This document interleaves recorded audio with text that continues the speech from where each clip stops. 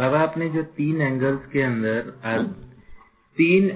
के अंदर की जो बात कर रहे थे उसको एक्सप्लेन अभी जो है सतर्कता सजगता दो बात। सतर्कता सजगता विधि से हम सदा सदा तीन जगह की दृष्टा रहते हैं, तीन दिशाओं में हम दृष्टा बने रहते हैं।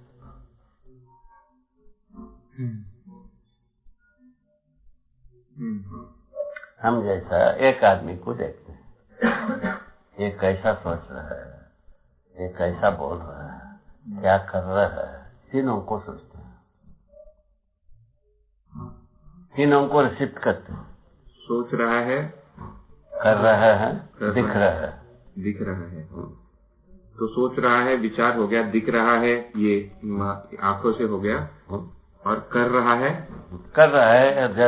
हाथ पर से, हाथ पैर नाक का स्पर्श से भी हो गया, कुछ भी बोल रहा है, कुछ कर एक मिनट भाई, कर रहा है, दिख रहा है में सारी संवेदनाएं शामिल है ना, केवल चक्षु का संवेदना हुए। ठीक है, तो दिख रहा है, एक मिनट, दिख रहा है, कर रहा है, दिख रहा है आँख हुआ, हाँ देखा ना, कर रहा है माने अंगवय हो गया, हाँ ठीक है ना, सोच रहा है, हाँ ये जो है ना पेनिट्रेट हो गया जीवन में। वो चीज सोच रहा है वो मौलिक है, उसके आधार पर ये दोनों एक्शन प्लान है, उसके आधार पे उस व्यक्ति के ये दोनों एक्शन प्लान है। इसको आप बचाओ, अब इसको पर पूरा बचा कर लो, ये बहुत मेन पॉइंट है ये। हाँ बाबा, ये बात तो स्वीकार होती है कि कोई भी क्रिया जो है व्यक्ति की, वो विचार उसके मूल में रहता ही है, हाँ, है ना, वो उस सूत्र के आधार पे ये असेसमेंट हो जाता है। तो इसमें तीन दिशाओं की कहाँ से बात हो गई बाबा? वही बात हुआ ना हो, क्या सोच रहा है ये समझ में आने से तीनों दिशा सब स्पष्ट हो गई। कौन सी तीनों दिशा? अब क्या कर रहे आप समझाइए ना। तो अभी आपसे निवेदन किया बाबा, अब सुनना भी चाहिए ना। सुना बाबा। क्या सुना? मैंने ये सुना कि किसी व्यक्ति को जब हम देख रहे हैं, किसी व्यक्ति को तब हम उसका देख रहे हैं कैसा दिख रहा है, कैसा सोच रहा है, और क्या कर रहा है ना। तीन बात को हम ऑब्जर्व करते हैं। तीन बात को ऑब्जर्व, देख रहा है ये संवेदना के अर्थ में है, कर रहा है ये भी संवेदना के अर्थ में है ना, और जो सोच रहा है ये पेनिट्रेशन है, उसका इसेंशियली उसके विचार की बात कर रहे हैं। ये भी संवेदना के अर्थ में है, ये भी संवेदना के अर्थ में। चाहत के रूप में बात आती है। तो क्या ये कर रहा है, इसको समझना चाहता हूँ, ये बात आती है। इसके लिए भी हम शरीर के साथ ही सोचते हैं, क्या ये कर रहा है, इसको सूक्ष्म संवेदना नाम दिया। क्या सोच रहा है, इसको सूक्ष्म संवेदना कहा। जो विचार तो जीवन के हैं, जीवन के साथ ही अनुप्राणित होता है, संवेदनाएं होते हैं। क्या सोच रहा है तो सूक्ष्म वो बात तो समझ आ गई, वो यदि समझ में आता है व्यक्ति को हम समझ गए। अच्छा, ये नहीं तो व्यक्ति को समझे नहीं। अच्छा, ये मतलब अपन ने ना ये पूरा पहचानने की जो प्रक्रिया है, ये तीनों चीजों को देख रहे हैं। तो उसमें मतलब पहचानने में जो बात पूरी हो रही है वो तब पूरी हो रही है जब हम उसके विचार के गति से अपनी गति मिला के उसको विचार गति से कार्य के साथ दिखने के साथ यदि रेलेवेंसी हो गई, हम समझ गए उस व्यक्ति की यथास्थिति को। इसमें कोई गलती नहीं है। ठीक है, बढ़िया हो गया। ये बढ़िया हो गया। इस ढंग से हमारा अध्ययन का स्रोत बनी। किसका? मनुष्य से मनुष्य का अध्ययन स्रोत। हर मनुष्य के लिए अध्ययन स्रोत है। हर मनुष्य का अध्ययन हर मनुष्य कर सकता है। ठीक है, ये बहुत अच्छा है बाबा। इसकी क्या जरूरत आ गया? एक दूसरे के साथ ये मंगल मैत्री को निर्वाह करने के लिए आवश्यकता। ठीक बात है। क्यों भाई पूछा? हमको व्यवस्था में जीना, व्यवस्था में जिए बिना हमारा कल्याण नहीं। सर्व मानव का कल्याण व्यवस्था में जीने में ही है। हम कल्याण कहाँ खोजते रहे? ऊपर।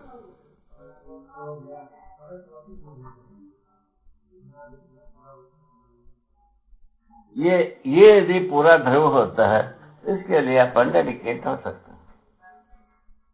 सर्व मानव का कल्याण शुभ है ना?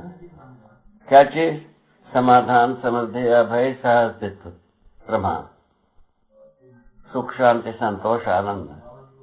ये कल्याण का मतलब समूह है। ये सब होने से कल्याण।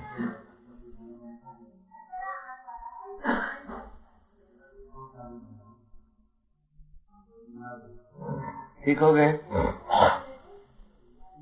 ऐसा सर्वशुभकारी कार्यक्रम में जीना ही व्यवस्था है। ठीक है ना? उसके लिए क्या प्रधान वस्तु आ गई? अखंड राष्ट्र, अखंड समाज, सार्वभौम व्यवस्था, 3 मृदंग बजा, ताल बजा। क्या बजा रहे? अखंड राष्ट्र, अखंड समाज, ताल बजा। क्या बना?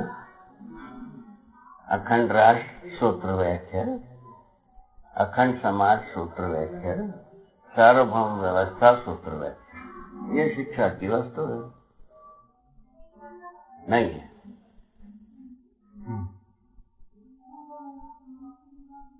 बाबा ये जब बात शुरू हुई थी आपने कहा कि किसी भी समय हम 3 डायमेंशन में ये कर सकते हैं, दृष्टा बने रहते हैं, दृष्टा बने रहते हैं। तो एक 3 डायमेंशन का आपने उदाहरण दिया, क्या इसके दूसरे भी कॉम्बिनेशन होते हैं? हाँ, हर वस्तु के साथ। जैसे जैसा ये खड़ा हुआ है तो हाँ, मुख वस्तु, वो कैसा है? आकार, क्या कार्य करता है, क्या प्रयोजन है, तीनों को हम पहचानते हैं।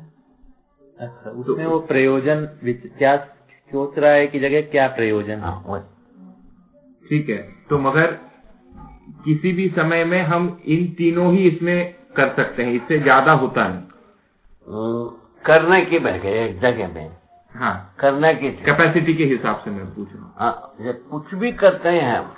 हाँ, और ये प्रधान प्रयोजन रहेगी उसमें। हाँ, उप प्रधान रूप में और कम से कम 2 भाग रहेगा है। ठीक है। हर एक रिजल्ट जैसे कि अभी मैं समझना चाह रहा हूँ, है ना, ये प्रधान हो गया। जैसा हमारे आपके साथ मैंने न्याय किया, ठीक है? न्याय करने से क्या हो गया? विश्वास हो गया अपने आप से। क्या हो गया? विश्वास हो गया। विश्वास हो गए। विश्वास होने के बाद मैत्री होना स्वाभाविक हो गई। ये अपने आप से 2 इम्पेटस अपने आप से निकलते हैं। हर रिजल्ट के साथ जोड़ लो। बाबा 1 मिनट, जो पहले जो 3 आयाम वाली बात थी, इसमें ऐसा लगता है कि है ना, जो इसमें कारण गुण और गणित को हम कर सकते हैं। देखिए जैसा दिख रहा है वो गणित के रूप में है, जैसे जो कर रहा है वो गुण के रूप में है, और जो है वो कारण के रूप में है ना। नहीं तो बात है, कहीं से कहीं ले जाओ वही है। इसको हम सिद्धांत कहते हैं।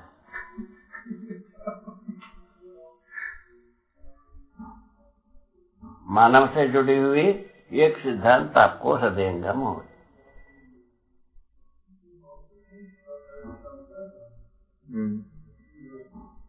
अभिव्यक्ति के साथ चलो, है ना? हम प्रकट होते हैं। प्रकटन के साथ जो है ना बहुआयामी प्रयोजन निकलता है। अभिव्यक्ति का जो परिभाषा ही है, अभ्युदय के लिए हम व्यक्त हुए। अभ्युदय का मतलब है सर्वतोमुखी समाधान। सर्वतोमुखी समाधान बहुआयामी होगा कि एक आयामी होगा? बहुआयामी होगा। तो बहुआयामी प्रयोजन के लिए हम अभिव्यक्त होते हैं। बहुआयामी प्रयोजन के गति क्या है? समाधान है। प्रयोजन जो है ना, मानव के लिए आवश्यकता है। सर्व मानव की आवश्यकता है प्रयोजन। एक मिनट, इसको जरा सा थोड़ा धीरे करें। बोलो ना, प्रयोजन क्या है? हाँ, प्रयोजन क्या है? हाँ, वही बात। हाँ। प्रयोजन जो है ना, मानव लक्ष्य, जीवन मूल्य प्रयोजन है। यही चीज हम है ना और सब चीजों को देखते हैं तो उनका हर एक चीज का प्रयोजन एक निश्चित रहता है ना। जैसे मानव का प्रयोजन जो है मानव लक्ष्य जीवन मूल्य रहा है ना, इतना ही है। और उसी तरह से अगर हम जीवावस्था को देखते हैं, हाँ, उसका लक्ष्य जो क्या चल रहा है, आहार आदि 4 विषय। हाँ, उसका लक्ष्य वो रहता है, 4 विषय हो जाता है। हाँ, और वो इसी प्रकार वही उसका लक्ष्य ही उसका प्रयोजन है। हाँ, उतना ही है। लक्ष्य प्रयोजन उतना ही है। उसके बाद जो है ना वनस्पतियों को देखते हैं, मल्टीप्ले होना है उनका लक्ष्य है, बीज वृक्ष विधि से। हाँ, और ये सारे के सारे जो प्रयोजन हैं, ये मतलब इस तरह से हैं कि इंडिविजुअल प्रयोजन जो है वो सभी सहअस्तित्व के अर्थ में है।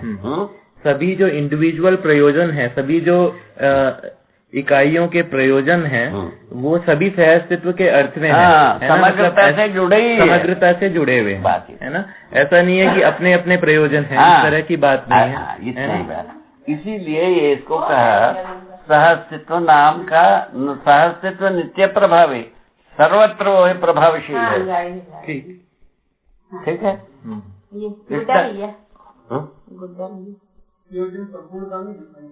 अरे यार, बता मैं